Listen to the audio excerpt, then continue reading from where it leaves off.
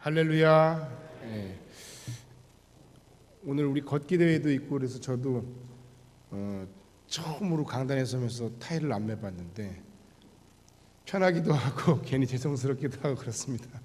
오늘 아침에 우리가 마음 다해 우리 찬양대의 찬양 주제처럼 우리의 모든 것을 다해 하나님을 기쁘게 찬양하고 하나님께 큰 영광 돌리는 복된 주의 날이 되시기를 주의 이름으로 간절히 축원합니다. 지난 주일에 제가 말씀을 통해서 여러분 한 주간 동안 하나님과 그리고 사람에 대한 감사의 제목들을 생각해보고 그 감사를 꼭 표현하라고 말씀드렸는데요. 여러분 한 주간 동안 생각나는 사람들과 그리고 생각나는 감사의 제목들이 있었습니까? 이 시간 한번 따라해 보겠습니다. 한 해 동안 나의 건강과 가족의 건강을 지켜주심에 감사합니다. 크고 작은 열매를 맺게 하심에 감사합니다. 큰 사고 없이 지나가게 하심도 감사합니다. 고난 가운데 피할 길을 알려주시고 사람의 손길을 통해 도우심을 감사합니다.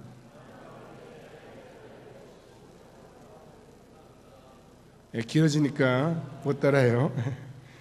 또 하나님이 우리 하나님이신 것이 감사합니다. 우리가 성음교회 한 가족인 것이 감사합니다. 할렐루야. 이것 말고도 우리가 감사할 제목이 너무 많습니다. 비록 여러분들 가운데 감사할 제목도 너무너무 많이 가지고 계신 분도 있지만 어쩌면 현재 우리의 삶을 돌아보면 틀림없이 머리 아프고 힘들고 가슴 아프고 해결책도 모르는 그런 어려운 일들이 우리 앞에 더 많을 가능성이 훨씬 큽니다. 그러나 그럼에도 불구하고 성경은 우리에게 범사에 감사하는 것이 하나님의 명령이다, 하나님의 뜻이다 라고 말씀하셨어요. 항상 기뻐하라, 쉬지 말고 기도하라, 범사에 감사하라. 이는 그리스도 예수 안에서 너희를 향하신 하나님의 뜻이니라. 또 구약에도 보면 너희가 감사절을 지키라 그렇게 명령도 하셨습니다. 여러분 이것은 굉장히 교훈적이고 교육적인 측면도 있습니다만 그러나 저는 이 감사 혹은 이 감사절의 더 중요한 측면은 이 감사의 신앙이라는 것이 우리의 믿음의 질과 굉장히 아주 밀접한 관련이 있는 아주 중요한 문제라는 사실입니다. 다시 말씀드리면 하나님은 우리의 모든 상황 속에서 이렇게 질문하시는 거예요.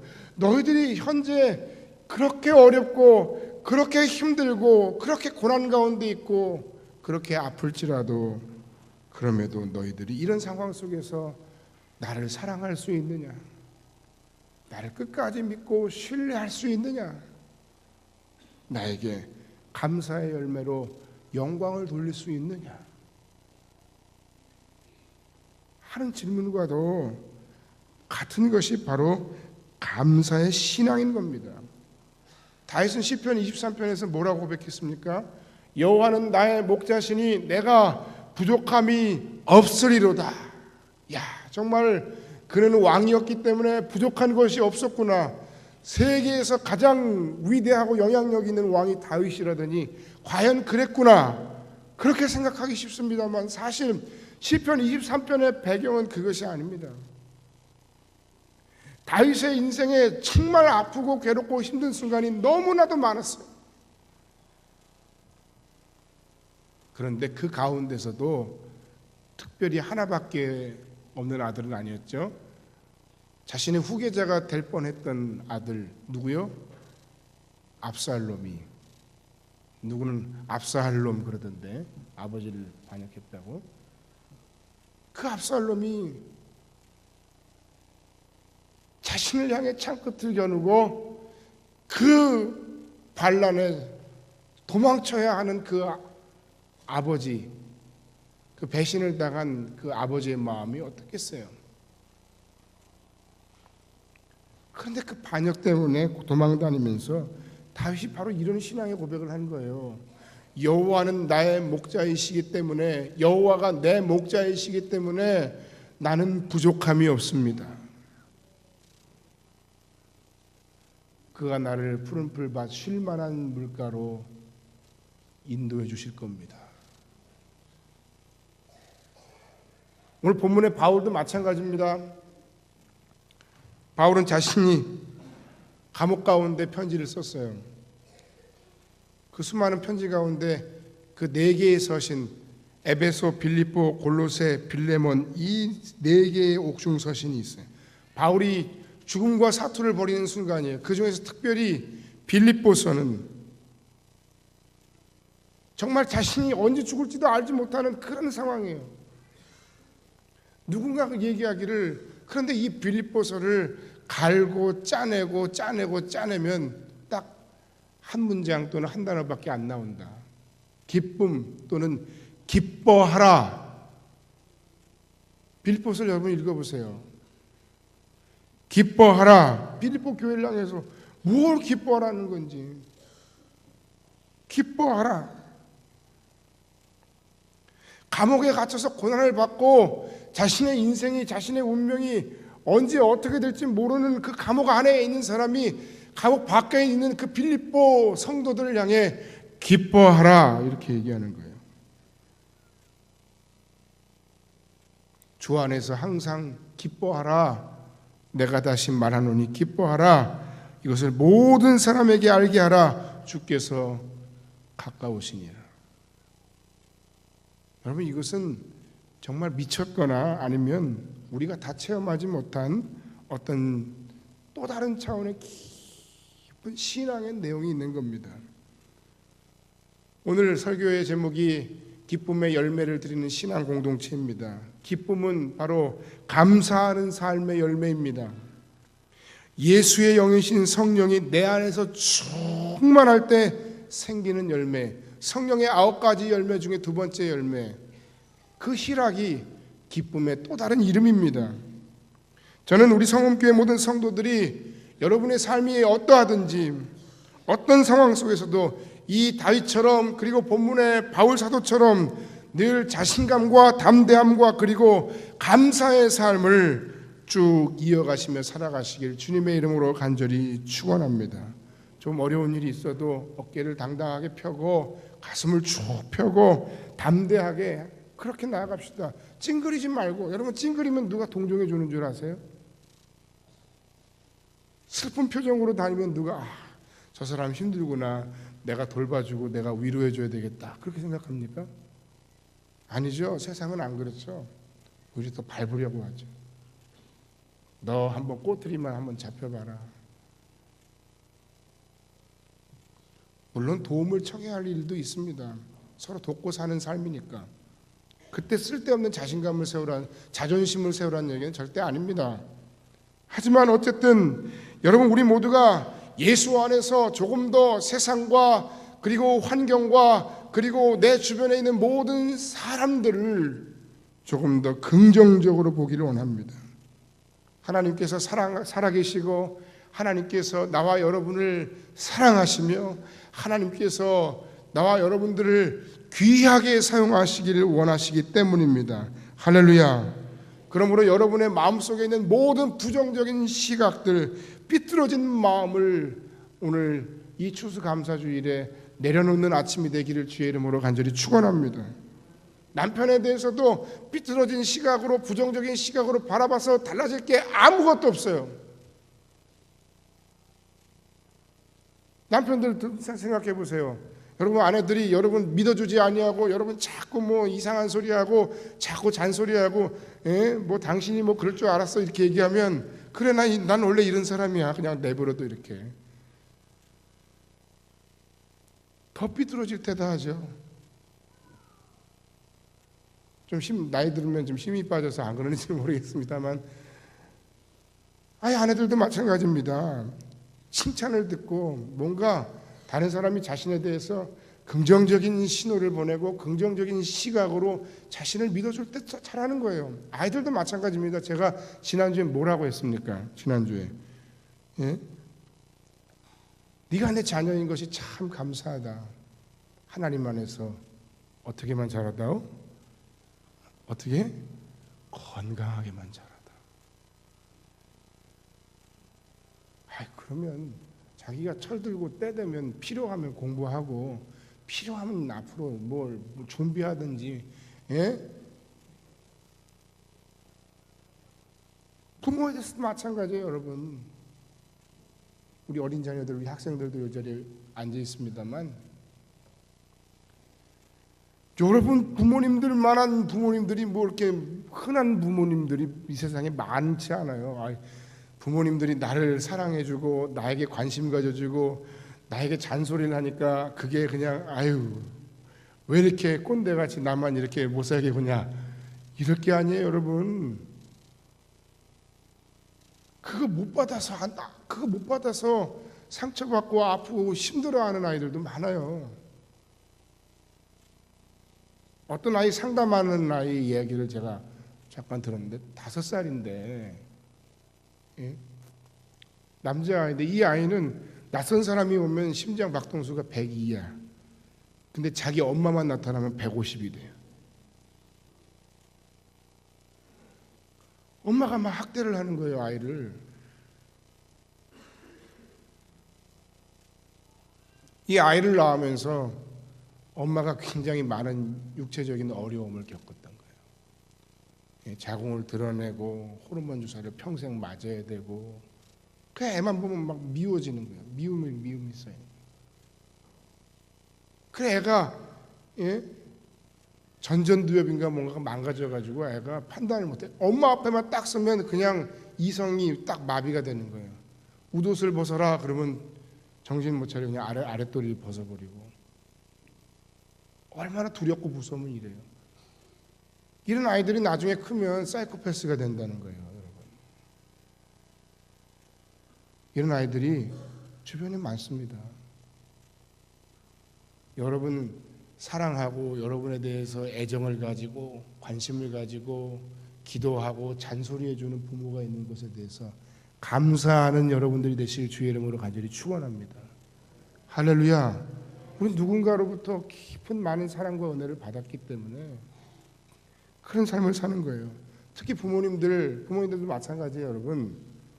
아이들 앞에서 쉽게 불평불만하지 마세요. 여러분 그게 절대로 좋은 게 아니에요, 아이들을 위해서. 여러분 부모들 치고 여러분 자녀들이 세상에 대해서 긍정적인 마음을 가지고 세상을 올바르게 바로 바라보고 살아가기를 원하지 않는 부모가 어디 있을까요? 그런데 그 부모의 그 자식의 마음을 다 망쳐놓는 게 부모예요, 여러분. 아들아 딸아 이렇게 앉혀놓고, 예? 뭐 이렇게 그러면 안 된다. 이게 교육이 아니에요, 여러분. 평상시 여러분의 생각의 패턴과 마음의 그 습관들이 여러분들도 모르게 여러분 아이들 앞에서 자녀들 앞에서 나오면 그 아이들 그냥 정말 그야말로 스펀지가 물 빨아들이듯이 쏙 빨아들여서 그대로 하는 거예요. 그러니까 여러분 부모 여러분이 먼저 바뀌어야 됩니다. 여러분의 모든 삶의 상황과 아픔이 여러분에게 있어서 그것이 상처가 돼서 여러분들도 모르게 여러분의 삶 속에서 그 과거의 상처 때문에 혹은 부모로부터 받은 상처 때문에 혹은 여러 가지 많은 삶의 어려운 과정 속에서 사람들에게 배신을 당해서 뒤통수를 맞고 사업에 실패해서 다 좋아요, 여러분. 얼마나 고통스럽고 아프세요. 그러나 그 아픔과 상처는 여러분 대에 끊으셔야 되는 거예요.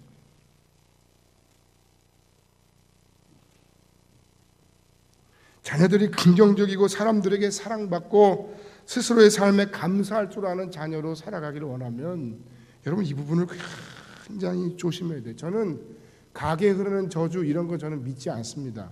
하지만 만약에 가게에 흐르는 저주가 있다면 다른 것이 가게에 흐르는 저주가 아니라 바로 이런 부모의 믿음 없는 그 부정적인 삶의 자세가 바로 아이들에게 정말 쓴뿌리가 되고 그 아이의 평생을 잘못하면 망칠 수도 있는 그런 결정적인 문제라고 생각을 합니다. 부모가 바뀌어야 됩니다. 제가 맨날 하는 얘기 있잖아요. 아들아, 나는 혀가 짧아서 바단풍이라고 하지만 너는 이 다음에 커서 절대도 바단풍이라고 하면 안 된다. 안 되는 거예요. 그게 안 되는 거예요.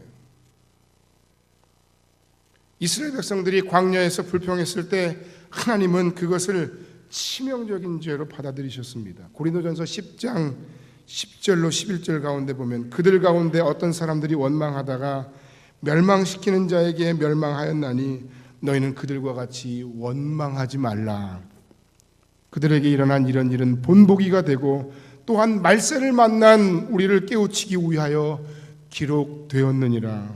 그런즉 선줄로 생각하는 자는 넘어질까 조심하라. 내가 선줄로 알았는데 넘어질까 조심하라는 내용이 뭐예요? 원망하지 말라는 거예요. 원망하지 말라는 거예요. 왜? 그 불평의 뿌리, 그 원망의 뿌리, 그 세상에 대한 부정적인 모든 삐뚤어진 마음의 뿌리가 바로 하나님에 대한 믿음 없음에서 나오기 때문이라는 겁니다. 하나님의 지혜를 의심하고 그분의 돌보심을 의심하는 것이기 때문입니다. 그것이 죄라는 거예요.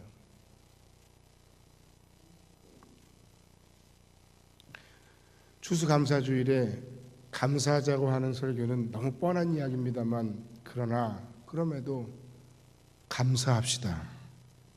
할렐루야. 왜냐하면 참된 감사의 신앙은 첫 번째, 주 안에서 나로 하여금 기쁨을 누리며 살게 하기 때문입니다. 할렐루야. 신앙생활이라는 것은 하나님 안에서 그리스도가 누린 그 기쁨을 자신의 것으로 만드는 사람들입니다. 뭐 그리스도인이라고 해서 예수 믿는다고 해서 당신의 삶에 절대로 고난이 없을 거라든지 절대로 문제가 없을 거라든지 괴로움이 없을 거라든지 질병이 없어질 것이라든지 이런 얘기하는 교회, 이런 얘기하는 복음은 다 가짜 복음이에요. 우리의 삶에 하나님께서 때를 따라 기도를 들으시고 우리를 불쌍히 여기시고 병도 고쳐주시기도 하시고 때를 따라서 우리의 삶을 지켜주시기도 하시고 그리고 그 고난의 끝에 우리를 인도하심으로 결국 승리에 이르게 하시는 줄 하나님이신 줄 믿습니다. 내게 능력 주시는 자 안에서 내가 모든 것을 할 수 있느니라. 할렐루야. 그러나 그렇다고 해서 여러분 예수 믿으면 고난 안 당해요. 여러분 예수 믿으면 질병이 떠나가요. 여러분 예수 믿으면 부자가 돼요. 이런 건 다 거짓말이란 말이에요.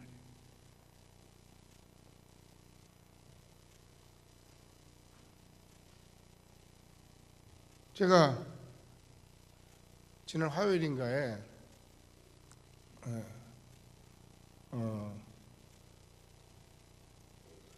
동순교회 그 엘림 소곡장이라는 데서 한 그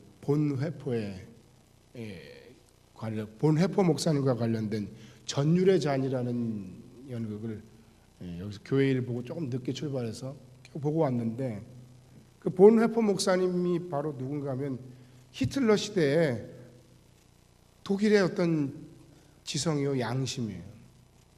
히틀러가 수많은 유대인들을 학살하고 큰 잘못된 민족주의 안에서 죄를 범하니까 히틀러를 사단의 하수인 내지는 적으로 규정하고 이 사람은 적극적으로 사람들과 더불어서 이 히틀러를 암살하려고 했던 목사님이에요.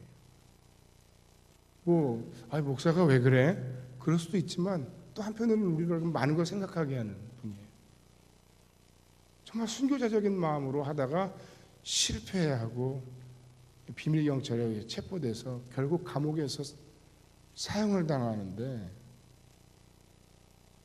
절망하고 낙심하고 힘들어하는 사람들에게 바로 이 이야기를 해요. 다른 이야기라는 게 바로 이 이야기를 해요.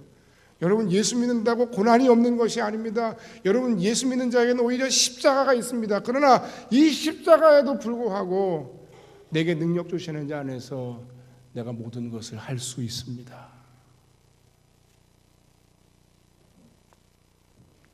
본문의 바울을 다시 한번 보십시오. 그분은 고난 가운데 있습니다. 본문 어디에도 그러나 그 모습 가운데 불안함이나 원망이나 근심의 요소들은 없습니다. 왜 그런가 하면 감옥에서 주어진 모든 환경과 그 비난에 대해서 불평하지 않았기 때문입니다. 왜 그런가 하면 그는 환경이 지배하는 사람이 아니라 예수의 영, 예수 그리스도께서 지배하는 삶을 살았기 때문입니다. 그래서 어떤 환경 속에서도 예수님 때문에 기뻐할 수 있었어요. 예수님 때문에 감사할 수 있었다는 거예요.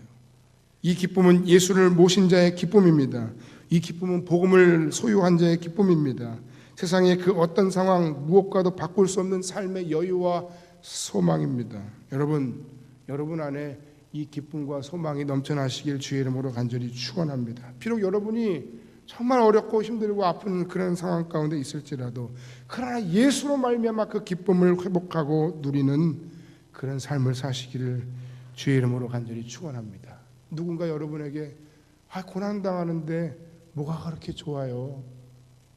그렇게 여러분들에게 물으신다면 뭐라고 대답해요? 성경이 뭐라 그랬어요?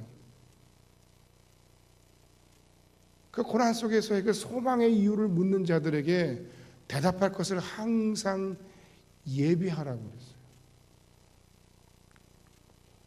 뭐라고요? 나는 예수님을 모신 자라고. 뭐라고요? 내 삶은 환경이 아니라 예수께서 다스리시고 책임지시는 인생이라고. 그래서 예수님 때문에 예수님을 모신 자로서 늘 예수 안에 예수께서 주시는 그 기쁨을 누리며 사는 여러분의 인생이 되시길 주의 이름으로 간절히 축원합니다. 두 번째는 주 안에서 기쁨을 나누는 신앙 공동체가 되어야 합니다. 우리가 감사의 신앙으로 살아야 하는 그 두 번째 이유, 참된 감사의 신앙은 우리로 하여금 주 안에서 다른 사람들과 더불어서 내게 주신 그 기쁨을 어떻게 한다고요? 나눌 수 있도록 한다는 말입니다. 오늘날 교회에서 일어나는 시시콜콜한 수많은 이야기들이 스캔들이 되고 그리고 교회를 평가절하하는 그러한 여러 가지 많은 이야기들의 결과를 가져왔습니다. 그러나 이런 세상의 평가는 분명 뭐예요? 무조건 세상이 교회를 무조건 핍박해 이렇게만 얘기할 게 아니라 우리도 뭔가 잘못한 게 있겠죠. 교회를 혹은 하나님의 사람을 핍박하는 것은 어제 오늘의 일이 아닙니다, 여러분. 그 억울할 거 없어요. 그 당연한 일입니다. 그러나 우리가 성경에도 나와 있지만 복음을 위하여 핍박을 받는다면 그것은 어찌 보면 너무나 당연한 일이고 영광스러운 일입니다만 사실 이 시대에 교회가 비판받고 사실 이 시대에 교회가 평가절하되고 이 시대에 성도들이 도매금으로 전락하는 이유가 단순하게 우리가 복음을 전하다가 당하는 일입니까? 아닙니다. 우리가 분명 회개하고 우리가 분명 반성하고 우리가 분명 바뀌어야 할 수많은 문제들이 우리 안에 있는 겁니다. 이런 세상의 평가는 실제로 주님의 교회에 참된 주인이 되시는 주님의 마음을 아프게 하기에 충분한 것들입니다. 그래서 바울 사도 역시 고린도 교회를 향해서 내가 눈물을 흘리면서 내가 편지를 쓴다 이런 심정으로 그거 얘기했어요. 그러나 사도 바울의 마음을 아프게 한 교회만 있는 것이 아니라 사도 바울의 마음을 기쁘게 한 교회도 있는데 그게 바로 로마 교회였고 로마서 1장에 보면 그게 바로 오늘 본문의 빌립보 교회였는데 이 빌립보 교회는 1장 3절 4절 내가 너희를 생각할 때마다 나의 하나님께 감사하고 간구할 때마다 너희 무리를 위하여 기쁨으로 항상 간구함은 그 교회는 아주 가난한 교회예요. 부자가 아니에요. 힘이 없어요. 여러분 우리 교회는 부자입니까? 가난합니까? 예? 우리 교회는 부자입니까? 가난합니까? 말을 못하겠습니까? 하우스푸어입니까?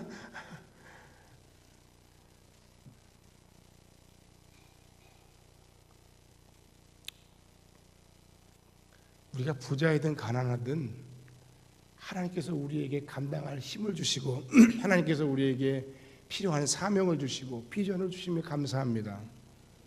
그리고 그것으로 우리의 주변과 더불어 이웃과 더불어 많은 것을 나눌 수 있는 그런 교회가 되기를 원합니다.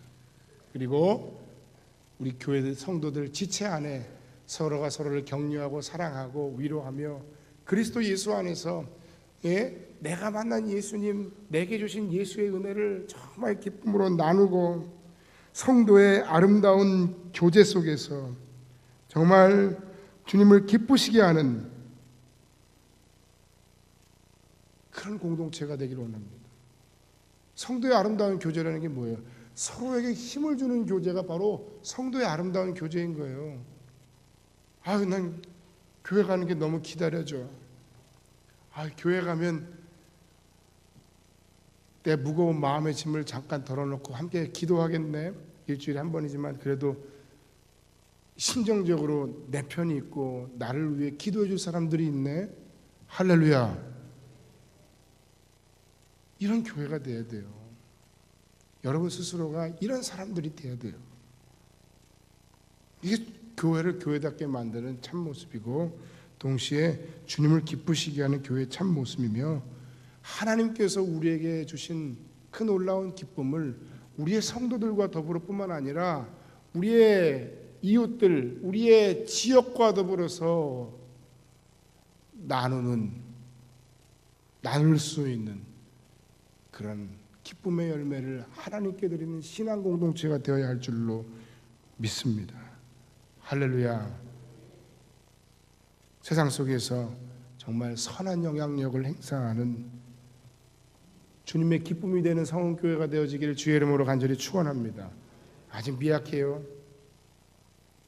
부족해요.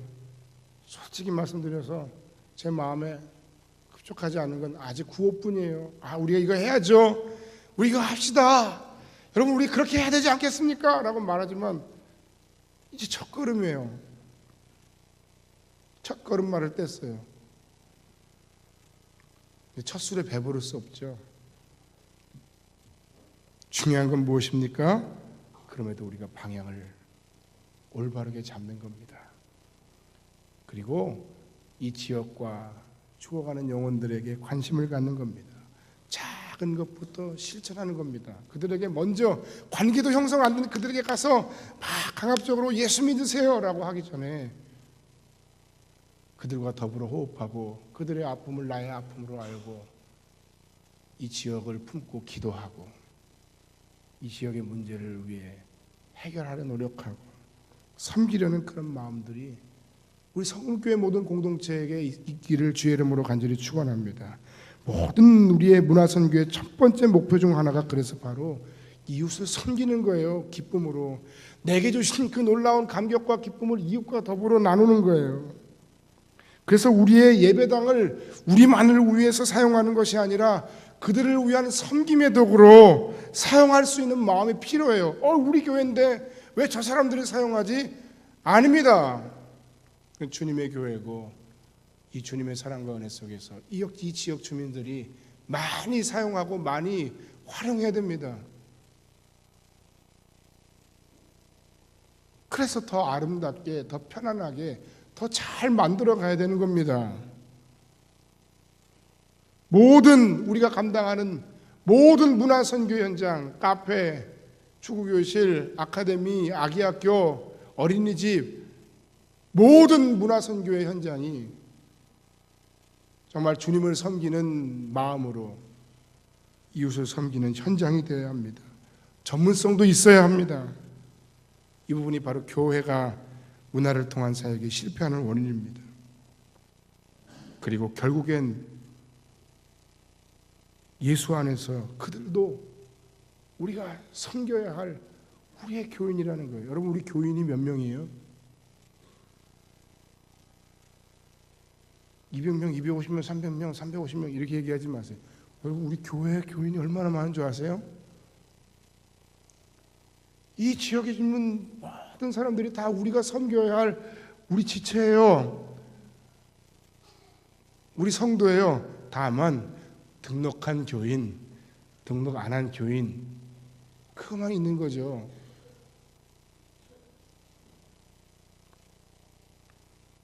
그래서 선교적 교회에서는 그래서 그들을 가리켜서 불신자라고 말하지 않아요. 미신자라고 합니다. 미신자, 아직 신자가 아니다. 이 얘기는 바꿔 얘기하면 그들 역시 우리가 섬겨야 할 신자이고 곧 신자가 될 사람들이다. 할렐루야, 할렐루야. 그들 모두가 교회가, 목사가, 사역자가, 성도들이 섬겨야 할 선교의 대상인 겁니다. 그리고 이 사역을 통한 작은 수익금들을 궁극적으로 다시 지역을 위해 환원해야 하는 겁니다. 이 일을 위해 우리가 비영리 사단법인 틴하모니를 준비하고 진행하는 겁니다. 특별히 어딜까?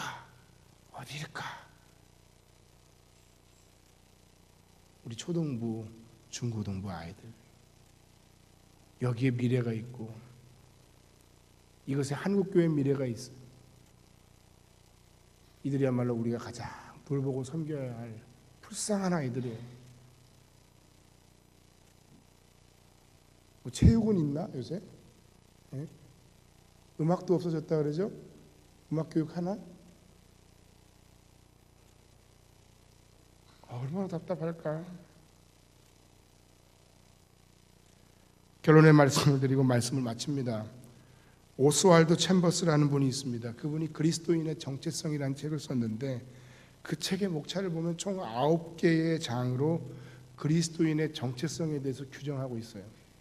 이런 사람이 그리스도인이다라고 9개의 내용으로 그리스도인을 규정을 하고 있는데 그 중에 제7장과 제9장의 제목이 무엇인가 하면 이거예요.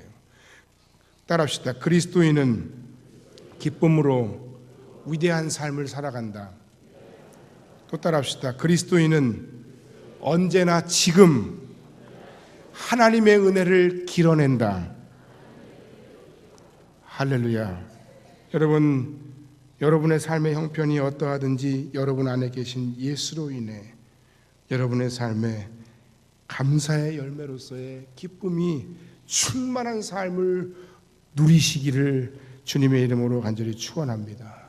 그리고 이 놀라운 기쁨의 이유와 내용들을 사랑하는 가족, 지체 그리고 이웃과 더불어 나눔으로써 여러분의 기쁨을 더욱 크게 만드는 지혜 있고 복 있는 그리스도인들이 다 되시기를 기쁨의 열매를 아버지 하나님께 드리는 추수감사주일이 될 수 있기를 주님의 이름으로 간절히 축원합니다. 할렐루야. 기도하겠습니다.